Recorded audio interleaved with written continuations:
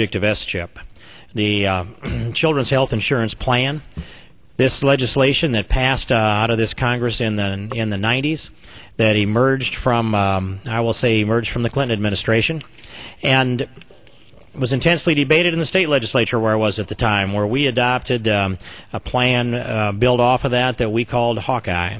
But and that's just the Iowa version, and it wouldn't apply unless there happens to be a Buckeye in Ohio. Or but the SCHIP program was an intense debate here. It continues to be debated across the country. The president is poised to debate to veto the SCHIP bill, and I think he has very sound reasons to do so, Madam Speaker.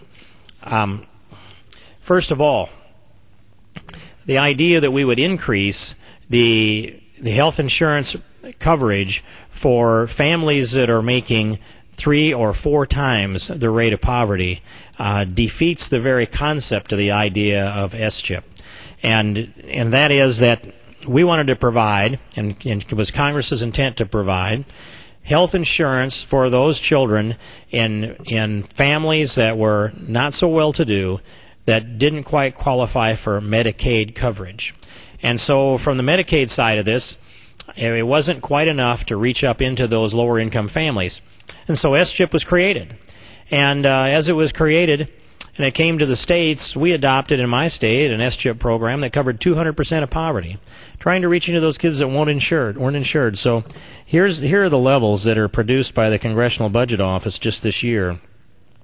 If you cover between 100 and 200% of poverty, half of the kids that have, the children will have private health care anyway, about half of them within that range.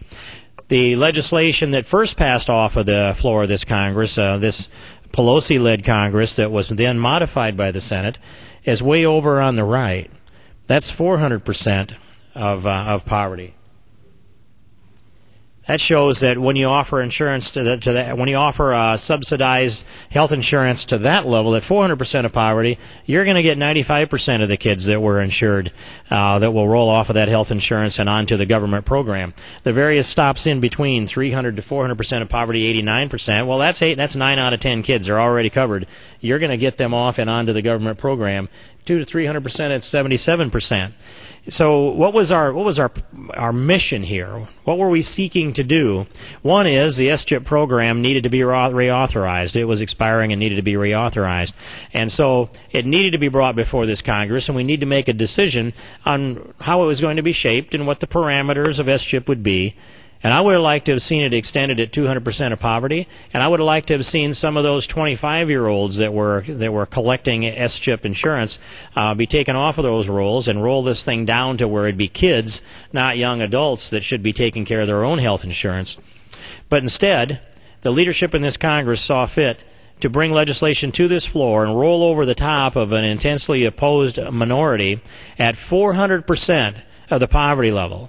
Now, to give you an example of what that is, the poverty level is fairly consistent across the country, but in Iowa, if that SCHIP plan that was first offered by this Pelosi Congress, that was passed off this floor over to the Senate, were enacted into law, in a state like Iowa, a family of 4, a mom and a dad and 2 kids, would qualify for SCHIP coverage even if they're making $103,249 a year.